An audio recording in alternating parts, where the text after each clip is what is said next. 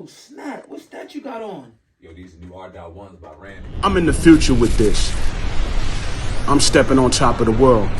These are the new R.1s by Rampage. Order right now. Land to land, sea to sea, state to state. These are official. Don't wait. The R.1s by Rampage. Rated R Empire. Hey, go into the description box right now and get your Rated R Empire sneakers right now. And when you cop your pair, let them know that Sandman and Old God from the Hip Hop Uncensored podcast sent you. Absolutely. We got Andrew Wyatt on the Hip Hop Uncensored podcast right now, spokesperson for Mr. Bill Cosby. Now, yesterday we woke up to a barrage of Instagram posts, Twitter feeds, news articles about 5 women who previously accused Bill Cosby of sexual assault, filing new lawsuits against the legendary Dr. Bill Cosby, according to a 34-page complaint report. I immediately hit you up. You immediately responded, and here we are. We appreciate you coming on the show and sharing some of your thoughts and sharing some of the truth and Dr. Cosby's perspective on what's going on. So, sir, the floor is yours. Can you Well, I please expound appreciate on it? it. Let us know what's going on. Well, thanks for having me on. I appreciate you reaching out, Sam, and I did your show early in the year, man. It was just phenomenal. So look, yesterday morning, my phone was ringing at 4 a.m. and we knew nothing about this. We knew Lily Bernard had filed something in New Jersey federal court in Camden. Lily filed that lawsuit, a federal lawsuit, saying that Mr. Cosby, if he had stayed in prison, she would have never filed it. But when he got out, she was in fear of her life. And of course, that's her reasoning for filing it. Now, Lily Bernard is the same lady. She's the lead on this lawsuit. If you saw her name, she was a character actor on the Cosby Show, where she came in and played this pregnant woman. I forget her character name. And Mr. Cosby, she was actually pregnant on the show, and it was a funny moment and everything on that show. But Lily is the same woman that was represented by Gloria Allred. When at the height of the allegations, she came out and said that Mr. Cosby had raped and drugged her in Atlantic City. So Gloria Allred in 2015 met with Atlantic City detectives for 7 hours. And then after she met with the detectives, the district attorney in Atlantic City, he decided to foreclose on any criminal charges against Mr. Cosby, saying that her accounts didn't measure up with anything. So there was never a lawsuit for Lily Bernard. Lily showed up. And here's the funny part: she was married to a civil rights attorney. Now, she just did a recent op-ed piece in Essence magazine where she claims she divorced her husband because he was physically abusing her, sexually abusing her. That's what she claims. But this is a lady who has a lot of mental issues. In our trial, in civil trial in California, that we were there from April to June, Lily showed up with 7 of her children to try to jump on me and intimidate me. And but that's the caliber of women we're dealing with. These women that they brought up, when you really look at it, 4 black women. Lily Bernard touts herself as black and Asian. Eden Turl, she did a set on the Cosby Show. Eden Turl is biracial. Jana Thompson, she's biracial.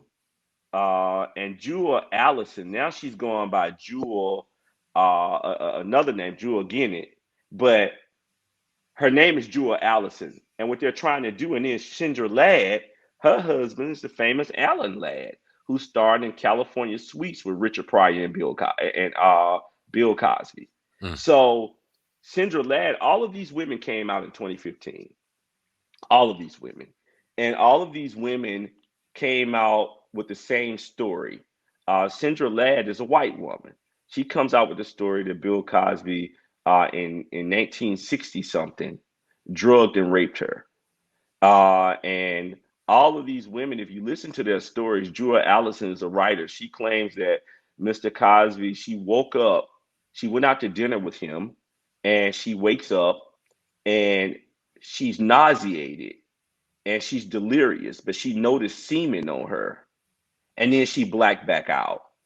Jana Thompson, she claims that Mr. Cosby invited her out somewhere to dinner in the 80s, and he drugged and raped her or something to that effect. But now these allegations are 30 years ago. But the problem that we're having now is this new act that they have made law. It took law, the Victims Act. It took law on Thanksgiving Day in New York City.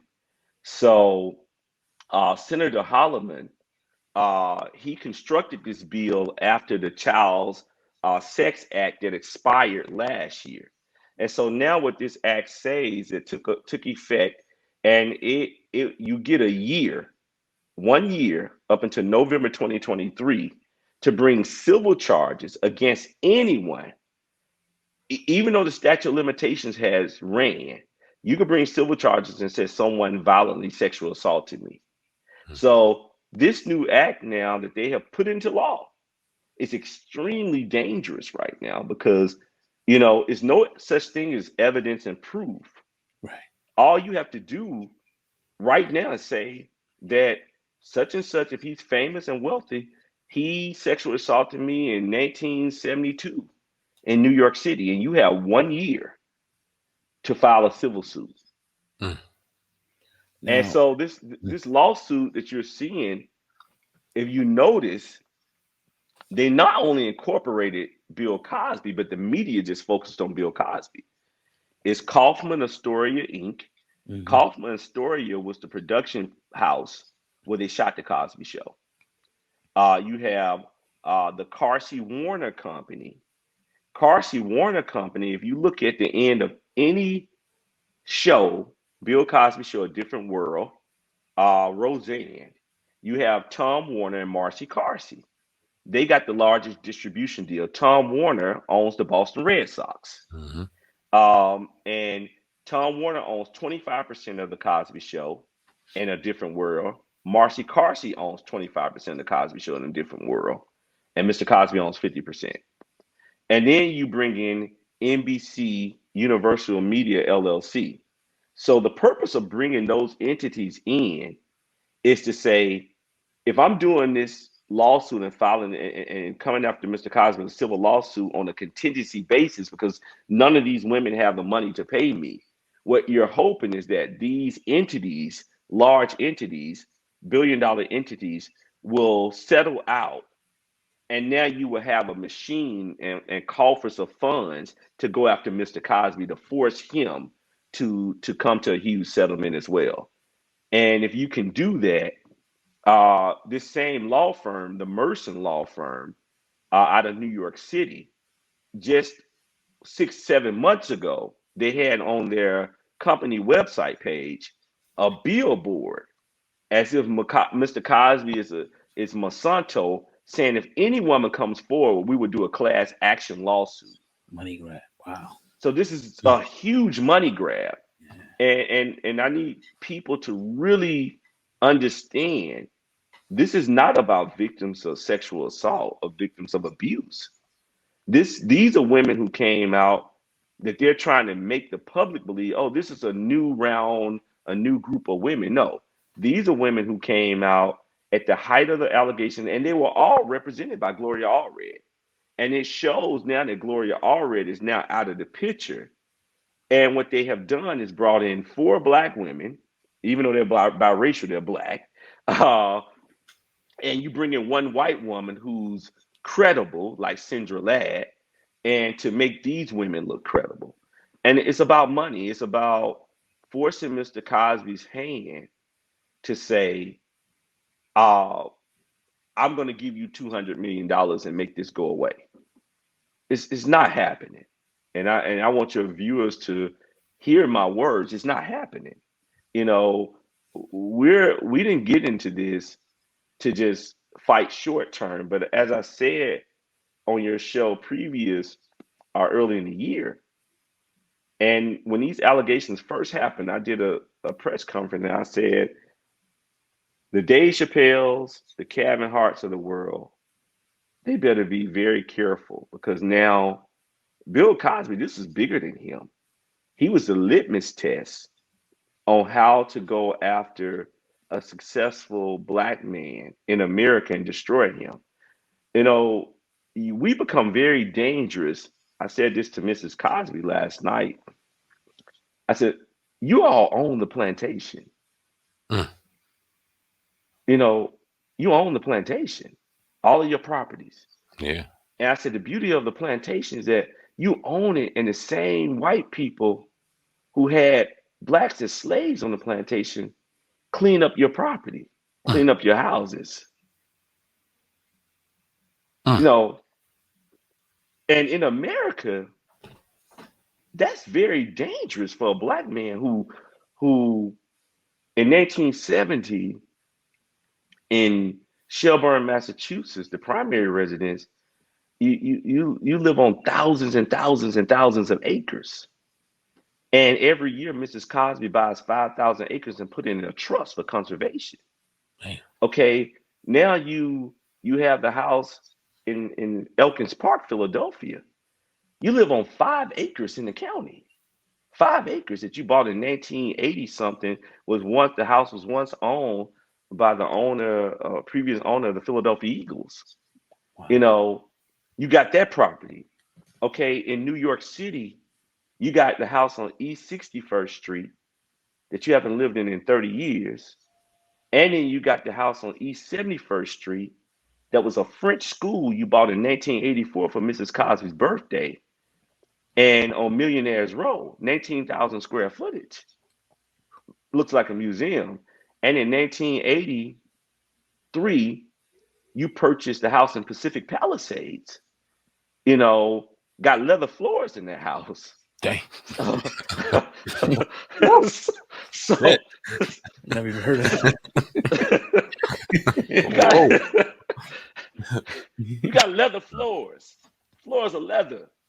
And, you know, you have all of these properties, man, and you own over 15,000 acres of Mrs. Cosby's family property in D.C. Then you had another thousands of acres in Maryland that you had for your dogs when you won Westminster Dog Show. Wow. You had parking lots in Santa Monica. You had an apartment building in Santa Monica. You have one of the largest African American art collections. You know, when you have that type of wealth, that's an anger to quote unquote certain white people in America, and certain white people in America that you pissed off. When you have tried to say that I'm going to come in here and I'm going to bring some form of structure to my people. And I was talking to Mr. Cosby yesterday about it. He said, Andrew, he said, when you talk to the guys, tell them I said hello. He said, but they need to understand one thing. They started with Bill Cosby. He said, they started with me, so they have to end with me. You know, you don't see these women using this Sexual Violent Act bill that was passed, using it against Matt Lauer. You don't see them using it against Charlie Rose, Les Moonves, who owns CBS, whose wife was on the show to talk. Where are they with Les Moonves? You know, because it's about Bill Cosby. It's about, they started with him and he's public enemy number one. Now, how is it that, so you said it's not really about evidence? Give it us as much as you can. How do you really fight something like this? Like, how is this fought in court if it's not about evidence? That means anybody can just say anything at that point in time. So can you kind of take us down that road? It's the same way we had to fight it in California. Okay. You know, it was a civil trial in California. Judy Huff, who claims that when she was a teenager, a minor, that Mr. Cosby invited her in the 1960s to the Playboy Mansion. Fortunately, you know, we had video in the Playboy Mansion. The structure of the Playboy Mansion and the aesthetics of the Playboy Mansion didn't change that much when she brought her claims, and Gloria already represented her. So we had a camera crew. Hugh Hefner allowed us to come into the Playboy Mansion, take pictures, get video. and things like that. But what you do is you have to look at the person's background. You have to investigate the person's background. We have I have hundreds of pages of investigation product on Lily Bernard and all of these women. From when they first came out, they were a part of the 60 women. So, of course, my investigative team, we have all the background that's going to show the public, who these women really are. That's going to show the public that this is not the first time they've accused somebody. One of the 60 women that came out against Mr. Cosby, and I remember saying to Don Lemon, why didn't you question her about who she is? PJ Maston. PJ Maston was one of the 60 women, but no one ever said that she's the same woman that took down Marv Albert because she accused him of biting her, sexual assaulting her, which ruined his career and stopped his career. And she's known for that. Janice Dickinson, she accused Sylvester Stallone of certain things, of fathering her child, and he got a paternity test and proved that it wasn't true. That's the only way you fight these matters, man.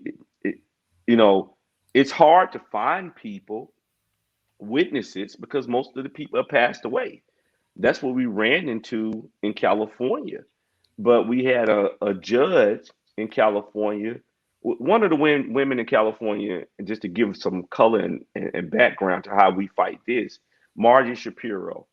She claims that she worked at a donut shop and Mr. Cosby was shooting Let's Do It Again. And he came and got some donuts. He invited her to his house, and she kept a matchbook from 1970 something. She kept it, and it had like 7 matches in there that had not been used. And she wrote in there, the night I met Bill Cosby.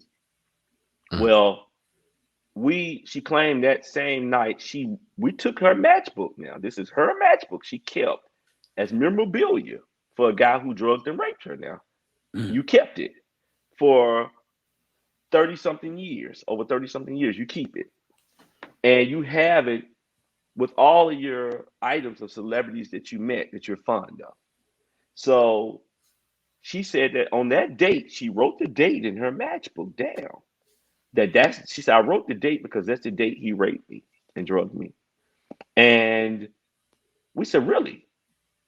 So my investigators, we had done really deep research, man. And my team is fantastic. And the day she claimed that Bill Cosby raped her and drugged her, she was in police custody. Shucks. She was in police custody for grand theft. Whew. The judge then tries to look at the police record and said, oh, no, that doesn't mean that. Well, like, it's right here in black and white. The judge said, look, I'm going to end court today, and you guys need to prove that this police record, and it has Los Angeles, and it has the name of the officer who arrested her, and we come back that next day, and we showed the judge the proof that she was in custody. She had to go to court. She had a hearing. Then we showed him proof on another date she gave that she was pulled over by the officers and she had methamphetamines. We had pictures of it where the officers took pictures. And the judge still tried to say to protect her.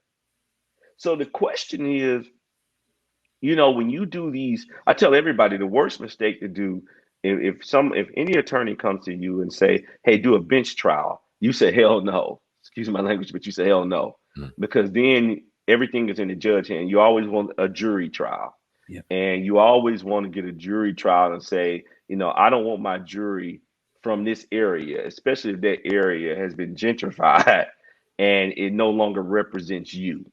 And, you would better be, like we did in Montgomery County, the first trial. Now, Tom Mesereau, I love him to death, but he didn't listen to me on the second trial. We got our jury, the first trial in 2017, out of Allegheny County, coal mining area, blue collar town, Pittsburgh. And those people don't go for that type of stuff. So, that's just a little of the strategy. We have started, I have boxes on Lily Bernard, so that wasn't hard. But all of these other women, we have started just yesterday. And that's why I couldn't do your show when you reached me, Sam, on yesterday. But we have started compiling all of this information. And my job is to make sure I get it compiled, make sure I go over it with the attorneys, make sure I tell the attorneys, hey, this is how it's going to be. This is how it's going to go. This has to be the strategy. And because the problem that we're facing now, and that's what I said in the video I did, we need your show. We need your viewers. We need people to go on their social media platforms and say, look, we're not saying for you to say if Mr. Cosby is innocent or guilty, but we're saying for you to say this is not right. How do you come 30 years from now, no evidence and proof? And the facts are out there. We're saying for people, I know it's a lot of information to take in, and the media did its job of putting so much out there to where the public can't read it all. It's impossible to read all of the depositions, the trial transcripts. I get that. But as Mr. Cosby, he just said, I just want you to focus on the truth and facts. Was Mr. Cosby, hey, was he out here having fun? Yeah. Did he cheat? No one has ever denied that, okay? Him and Mrs. Cosby, that was between a husband and wife. They worked that out together. I'm not saying Bill Cosby is a perfect person. He would say that to you. Did he have, look, you can't be one of the biggest names and you don't go out there and do some things that are not morally right when it comes to your marriage.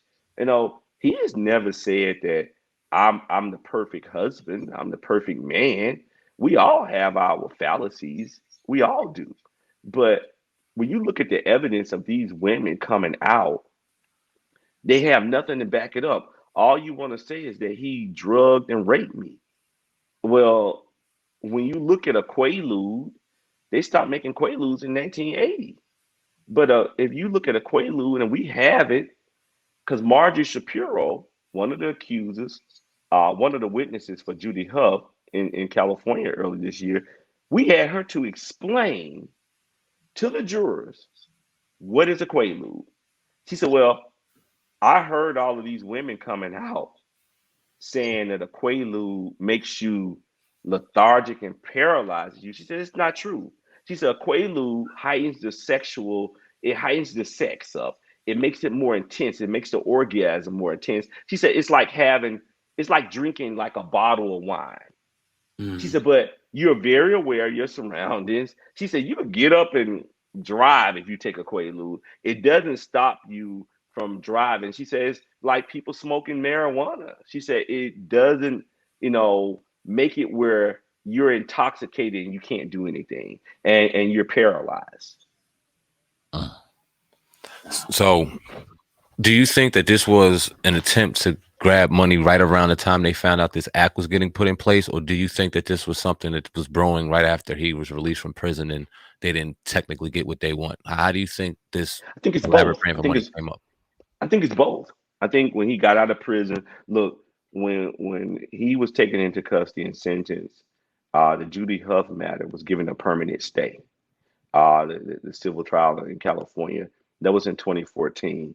When he got out, that trial should have never happened because what they did, California had passed that look back law in California and made him a beneficiary of it. But when he got out, Gloria already reached out to us and said, I'm going to go to the courts and ask that the permanent stay be removed. And of course, they did that. This has always been about, here's several things that didn't happen. Bill Cosby did not die in prison. Now, he out on one visit, I never forget I visited him, and since he's blind, he can't see. And I looked at him, I said, man, something ain't right. His eyes look like red crayons. And I know he has blood pressure issues. And I said, Mr. C, something ain't right, man. His clarity, it wasn't sharp. So I left the prison. I called Mrs. Cosby, and then I called the prison. I got with the attorneys and I said, no, he needs to go to the infirmary ASAP. And he did. And while in prison, he had 2 surgeries. He had 90% blockage on the right and left side. His carotid arteries were blocked 90%. And it was so much blockage that he could have stroked out and passed away in prison. So I like to say that prison, in a sense, did save his life on that regard. But then he did the prison time, and the height, while he's doing the prison time, COVID happens. He never got COVID. So they never got what they wanted, seeing him die in prison, because that was the end goal. They looked at his age and they looked at, but what we had him doing, rinsing off his food and all of that stuff under the sink, even eggs, trying to get as much salt off it as possible. And, I always like to tell people, I said, man, when I walked him out of that prison, when I saw him come out, because I had not seen him in person because of the pandemic, they shut down all visitation. I had not seen him in person since March of 2020. And I just saw him a couple of times on video where we did Zoom links. But you couldn't tell anything. When I touched his arm, man, he was so frail. And I'm talking about frail. It was like, you could feel some almost bones in his arm. And, I would say this, another 6 months to a year, I don't think we would be having this conversation, about Bill Cosby still being here. When he came home, he was 100. When he went in, he was 225, 230 pounds. He's 6'2". And when he came out, he was 180 some pounds. And had dropped weight significantly. And when I got him home to the Philadelphia house, the next day I had my guys drive him to Mrs. Cosby in New York. And at the New York house, she had doctors there. She had a psychiatrist there. She had acupuncturists there, chefs. She got him an Epsom salt bath and got him. And she said, Mr. Wyatt, by his birthday, July 12th, I'm going to put some weight back on him. And by his birthday, she had 12 good pounds put back on him. And she said, I promise you, by his birthday, she said, give me to his birthday. And when I got her, and she was at 12, man, look, she got him back. And now he's back in the playing shape. But, this whole deal now, man, is about, it's about money. And, this act, for this act to go into effect on Thanksgiving, and then you try to use the same formula that they used at the height of the allegations in 2014, you came out with these allegations around the holidays. And I never forget on Brian Steltz's show, Reliable Solutions of CNN, this writer out of Philadelphia, the editor-in-chief of Philly Magazine, Bob Huber, he comes on the show and he says, do not let Ferguson, because that was the height of Mike Brown being murdered. Do not let Ferguson and the holidays take Bill Cosby out the news. And it was so funny. Mr. Cosby and I had just talked 2 weeks ago. He said, man, it's rather quiet out here. And he said, they're brewing. And I said, well, what are you talking about? He said, I guarantee you, Andrew, they're brewing something up to come after me. He said, because it's too quiet. And now because of all of this going on, you're just programmed to think the worst sometimes, that when it's too quiet, you always are thinking that something's about to happen. And then, this lawsuit is filed where these women are asking, they're hoping they're going to get almost $400+ million and break him. They want to take everything. They want the properties. They want to, they want everything.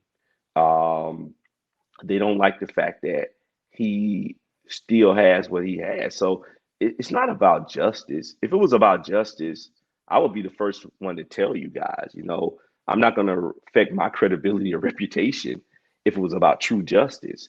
But this is not about justice. This is to say, if we can become successful at Bill Cosby, okay, Now, what other state is going to do a look back window and an act like this? Because anytime they can say, well, hey, the statute of limitations doesn't matter now, it's expired. You can't get criminal charges, but because it was about justice, you would want criminal charges for someone that raped. But to make an act and create a bill for civil matters, that lets you know it's about money. Absolutely. So what's the next course of action for you guys? Whatever you can explain to us. What's next? So you guys do to go to court anytime soon? You kind of Well, no. It's gonna look before you get to that stage. There's tons of discovery, depositions. You're talking about maybe 2 years from now. You file tons of motions asking the judge to throw it out. So we'll be going through that process. Look, it costs you a lot of money to defend these cases. You're talking about millions of dollars. So you're talking about, not just $5 million. You're talking about upwards to 10 to 15, $20 million just to defend it. Because it's costly, because think about it, you got 5 women here. Well, you got 5 women, you got to investigate, you got to do discovery on, you got to do depositions, you got to, it's a lot that goes into these types of trials. And I think people don't, quite understand, until you're in one, how many resources go in it. But if you don't get out here, like what I'm trying to do now and tell the story and bring just a little color to it. And if I could get everybody to understand, this is not to scare anyone, but this is a dangerous precedent set, because if you all have sons and your sons, you see some type of talent in your sons, whether it's with their brain or their entertainment, rapping or athletics. If you see that talent, now they have a formula to use our own women to destroy us, for the simple fact of greed. Greed does exist. We definitely appreciate your time, Andrew Wyatt, on the Hip Hop Uncensored podcast.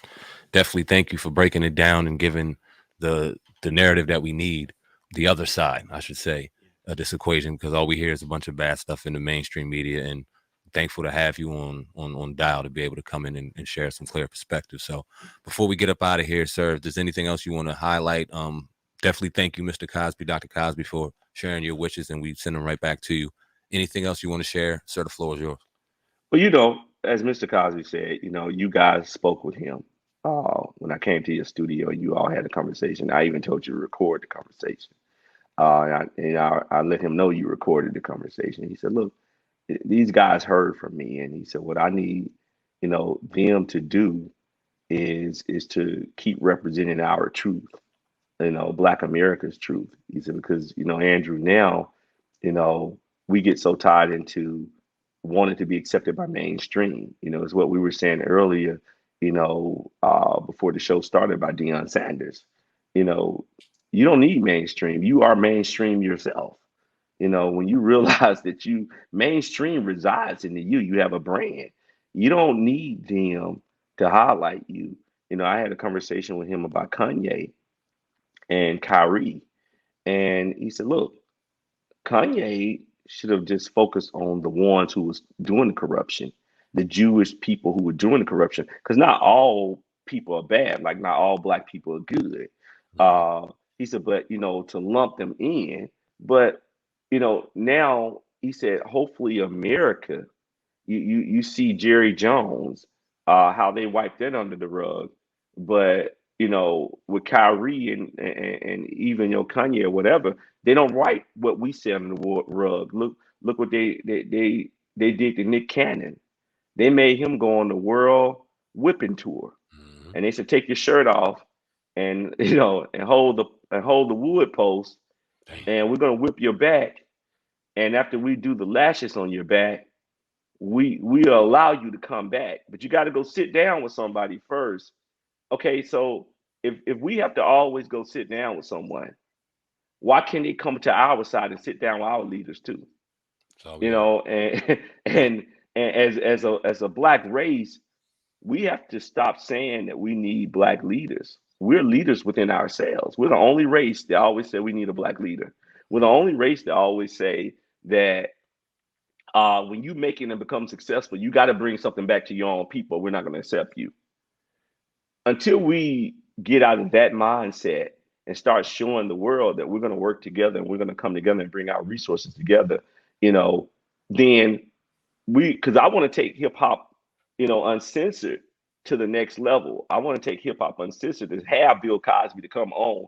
I don't want to come on. I want him to come on. Not saying I don't love the show, Right. but I want him being who he is to come on your show, and where you have this deep conversation, because man, that's history. I tell everybody, every time I touch his hand, I get to touch Nelson Mandela's hand. I get to touch Martin Luther King hand, because the energy is there. And every time I'm on the phone with some of the greatest. James Baldwin, who was his best friend, who he hung out with in the south of France, and all of those great guys, man, from Thelonious Monk, Duke Ellington, all of the greats that he got to be in their presence, man, and he could tell you these stories. That's the history that we have to preserve. We have to preserve our own, just like they preserve their own. So, man, I wish y'all the best, man, and thank you for having me on. And whatever I can do to help your show, I'm here. And if you need anything, let me know. I'm here for you guys, like you guys have been here for us. We appreciate that. Thank you. Thank you. All right, we got Andrew Wyatt on the Hip Hop Uncensored podcast. Go share, go like, go view this content, please, and get the word out there on a different perspective. We definitely appreciate you, sir. Anytime, we'll be talking. Thank you very much. Thank you so much, man. See y'all later. Take care. Peace.